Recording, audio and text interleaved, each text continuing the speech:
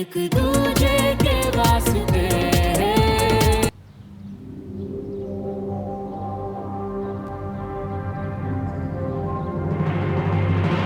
जो भी पूछूं सच सच बताना, कुछ छुपाना नहीं, कुछ घुमाना नहीं, वरना अंदर जाके सबको बता दूंगी मिस्टर एंड मिसेस डमरू के बारे में। बहुत मुश्किल हो जाएगी फिर तो, ऐसा मत करिएगा जी। हमारी तो जिंदगी सेटल नहीं हो पा रही है और आप शिकायत कर देंगी तो हमारी नौकरी भी जाएगी। और आप तो सवाल पूछो जी, हम बताएंगे। डमरू भैया, झुमरी दीदी यही है आपके साथ, आप चिंता मत कीजिए।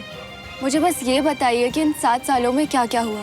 मुझे तो पहले ही भेज दिया था, लेकिन सुमन, उसने क्या किया? सुमन दीदी, उनके बारे में तो सोचकर ही रोना आता है। छोटी ही तो थी कि अचानक उनकी पूरी जिंदगी बदल गई। बहुत तकलीफ देखी उन्होंने और उसी तकलीफ ने उन्हें मजबूत किया। और फिर अचानक फिर क्या? फिर सरवण भैया वापस आ गए और फिर हमारी मजबूत दीदी बदल गई। वो क्यों? क्योंकि जिस दिन से सरवण भैया इस घर में आए हैं, उस दिन से दीदी के मन में क्या चल रहा है कुछ पता ही नहीं चलता है। कभी गुस्सा करती हैं, कभी उदास हो जाती हैं।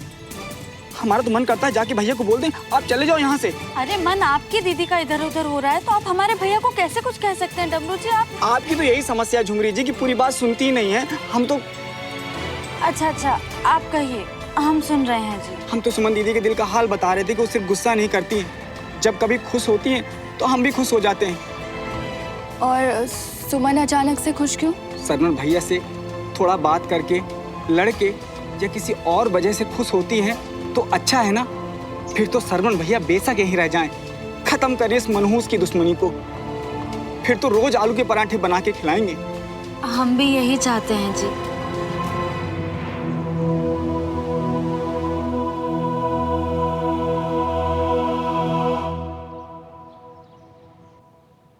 मम्मा, रमन भैया ऐसे ही चले गए, अभी तक आए भी नहीं। मैं और कितना वेट करूं, कब तक आएंगे वो? हाँ बेटा वीर, मैं भी यही सोच रही हूँ कि पता नहीं शवन कब वापस आने वाला है। किसी को कुछ पता है यहाँ? मम्मी, हम कौन से उसके खास लोग या फैमिली है? क्यों पता होगा हमें? और एक पीजी के बारे में आप इतनी पूछताछ क्यों कर रहे हो? अरे ये पीजी क्या होता है भाई? शवन हमारे साथ हमारे घर में रहता है तो इतना तो हमें पता होना चाहिए ना कि वो कहाँ गया और कब वापस आएगा। तो वीर कितना याद कर रहा है उसे। वीर, फटाफट अपना नाश्ता खत्म करो। धीरे धीरे खा रहे हो कि? मैं नहीं खाऊंगा, ना ब्रेकफास्ट, ना लंच, ना डिनर।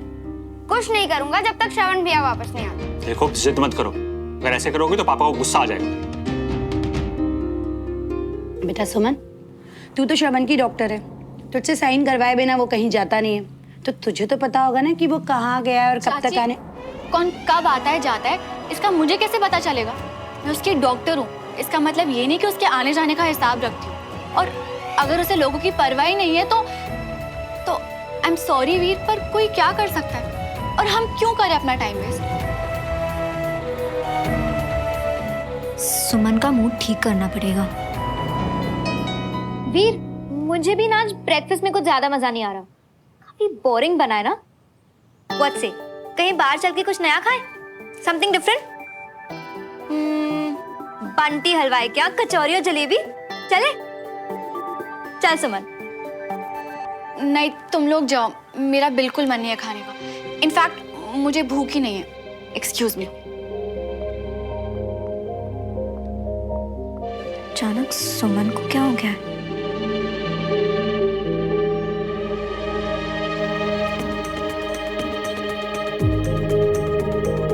जिन चीजों से मुझे कोई फर्क ही नहीं पड़ना चाहिए, वो चीजें मुझे इतना अफेक्ट क्यों कर रही हैं?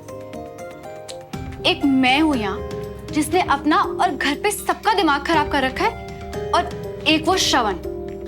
फर्क पड़ना तो छोड़ो, तो मेरा फोन तक नहीं उठा रहा। जाए भाड़ में मेरी बला से।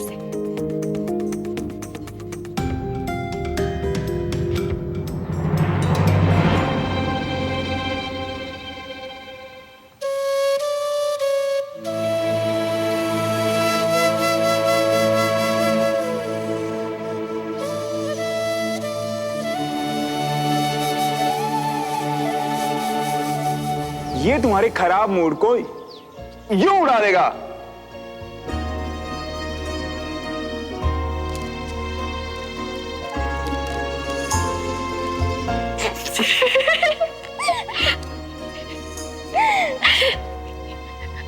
लट्टू जैसे गाल पे मिर्च जैसी नाक वाली अपनी फोटो देख के तुम खुश हो जाओगी, मुझे पता था।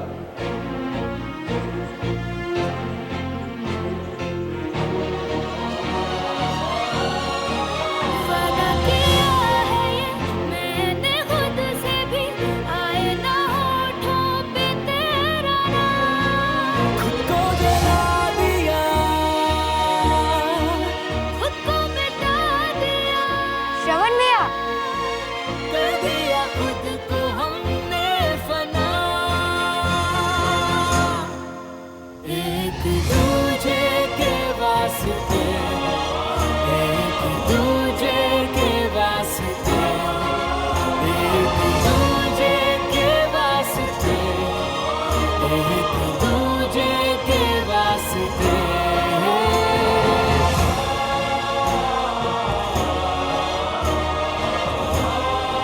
कैसा है चंद? अरे शमन, बेटा बहुत लंबी उम्र है तुम्हारी। अभी मैं सुमन से पूछ ही रही थी कि तुम ऐसे बिना बताए कहाँ चले गए। वो बेचारा अभी अभी तो बाहर से आया है, उसको थोड़ा रेस्ट तो करने दो।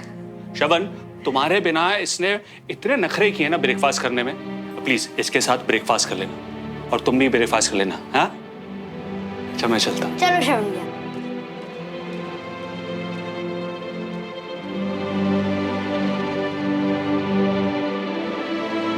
श्रवण के लिए एक कप कॉफी बना के ले आओ। श्रवण, मेरा तुम्हें फिर से मैनर्स पे लेक्चर देना खुद का टाइम वेस्ट करना है ना? बिल्कुल भी तमीज नहीं है तुम्हें। जब कोई फोन कर रहा है तो शायद कुछ अर्जेंट हो, तुम ऐसे बिना बताए चले गए। पता है यहाँ सब कितना परेशान हो गए थे, खास करके वीर, वो तो खाना भी नहीं खा रहा था। क्यों चंद, तूने मेरे बिना खाना नहीं खाया? चल कोई बात नहीं, अब मैं आ गया हूं ना तो हम साथ में खाना खाएंगे। बाय द वे, तुम क्यों मुझे याद, मेरा मतलब फोन कर रही थी? क्योंकि तुम्हारी फाइल पढ़ने के बाद मुझे समझ में नहीं आ रहा था कि हेल्थ सर्टिफिकेट में मेरे सिग्नेचर्स के बिना तुम मिशन पे कैसे गए। हाँ, ये तो प्रोटोकॉल्स के प्रोटोकॉल इसमें आता ही नहीं, क्योंकि मिशन पर गया ही नहीं था। और जिस मिशन की फाइल तुमने मेरे रूम में चुपचाप पढ़ी थी, मैं सिर्फ उसकी जानकारी देने वहां गया था। और जब तक मेरे हाथ की चोट पूरी तरह ठीक नहीं हो जाती, मैं मिशन पर जा भी नहीं सकता। ये प्रोटोकॉल तो तुम भी बहुत अच्छे से जानती हो, तो फिर कुछ नहीं। मतलब बस चिल्लाना था मुझको।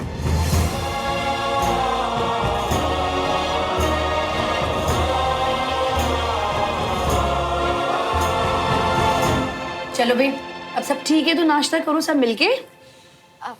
चाची, कंचा ने बहुत अच्छा आइडिया दिया था। हम नाश्ता करने के लिए बाहर जाएंगे। आइडिया तो पहले भी अच्छा ही था बहन, पर तेरा मूड नहीं था तब जाने का। हाँ तो अब बोल रही हो ना, चल चलते हैं। चल। तो चलेगा भी? नहीं, मैं तो श्रवण भैया के साथ बैठकर नहीं खाऊं। आप लोग जाओ।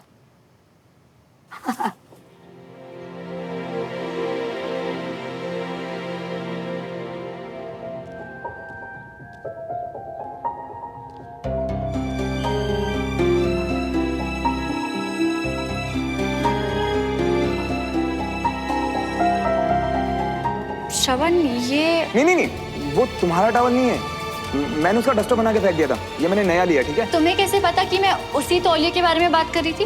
ये सुमन का। सुमन, अरे यार ये क्या? कुछ काम होगा, रुक। हाँ बोलो, क्या प्रॉब्लम है? प्रॉब्लम ये है, एक्चुअली क्या है ना, इस बाल के पैर नहीं दिखाई दे रहे मुझे, तो ये खुद तो चल के आया नहीं होगा, तो कैसे आया मेरे रूम में? मुझे क्यों देख रहे हो? मुझे क्या पता। कमाल है, अपना खुद का बाल नहीं पहचान पा रही तुम। Excuse me, what do you mean by मेरा बाल? इस पे नाम लिखा है मेरा। काला लंबा स्ट्रेट किसी का भी हो सकता है, घोड़ों के भी होते हैं। बिल्कुल होते हैं, पर क्या ना कि कल घोड़ा मेरे रूम में नहीं आया, तुम आई थी फाइल्स के लिए। हाँ, पर हमने हमेशा सोफी को तुम्हारे रूम में सिर टिका के कभी बैठे कभी लेटे देखा है, तो होगा उसी का ही बाल। ये बाल सुमन का है। अच्छा, बाल ने तुम्हें बताया होगा कि बाल की खाल निकाल रहे हो? तुम्हें कैसे पता? बस पता है दिल की धड़कन में रहेगा तेरी ही यादों का सिलसिला हर एक लम्हा बयां करे। तुम क्यों झूठ बोल रही हो? मान लो ना तुम्हारा बाल है। ओ हेलो मिस्टर पीजी ट्रबलसम, ऐसे बात नहीं कर सकते तुम। और तू क्या चुपचाप खड़ी है, कुछ बोलना ऐसे। छोड़ना यार, हमें क्या, इट्स ओके। एक सेकेंड, क्या ओके? अब मेरे रूम में ऐसे लड़कियों के बाल मिलेंगे तो मैं तो बोलूंगा ना। देख देख इसकी हिम्मत। अगर तुझसे कुछ नहीं बोला जा रहा ना तो मैं कंचा, इट्स ओके, छोड़ना, अभी आया है।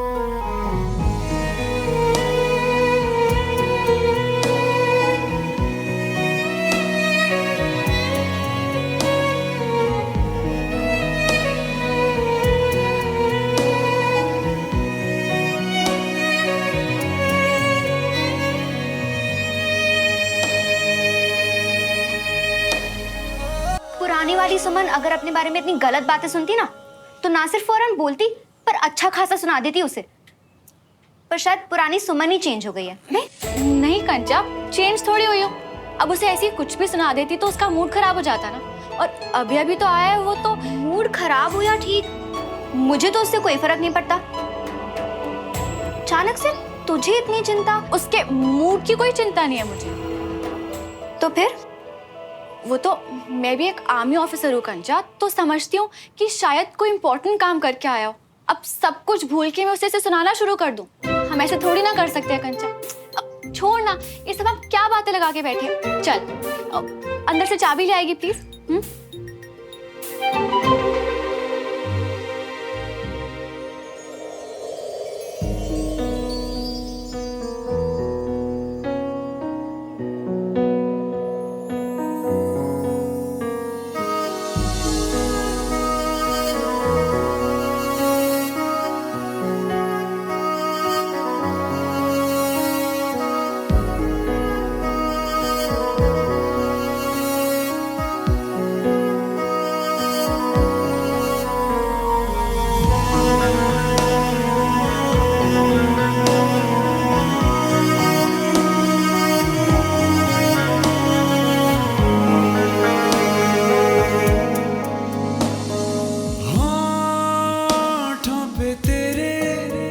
शिकवों का शोर है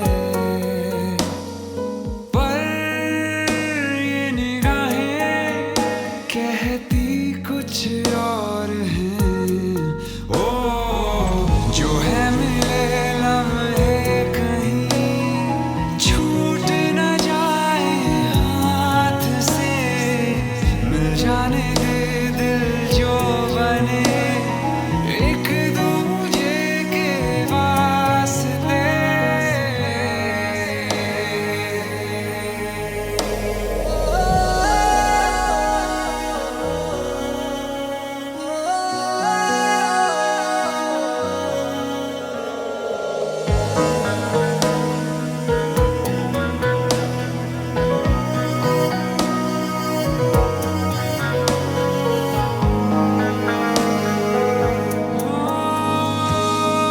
क्यों है दबी सी ख्वाहिश दिल में तेरे बेवजह, हो जाके जरा उसे बोल दे चाहता जिसे तू रहा हो।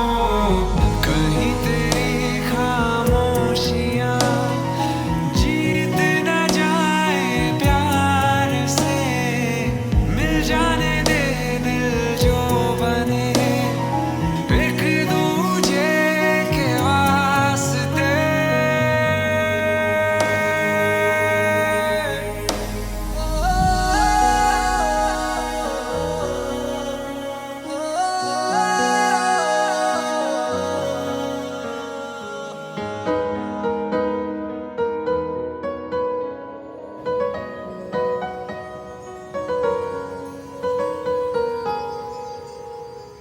ये फीलिंग्स जो श्रवण के लिए थी पहले, वो कभी गई ही नहीं या फिर लौट आई हैं, क्योंकि इस पल में मैं फिर वही सब महसूस कर रही हूँ और डर लग रहा है कि वो अब शायद वैसा फील नहीं करता।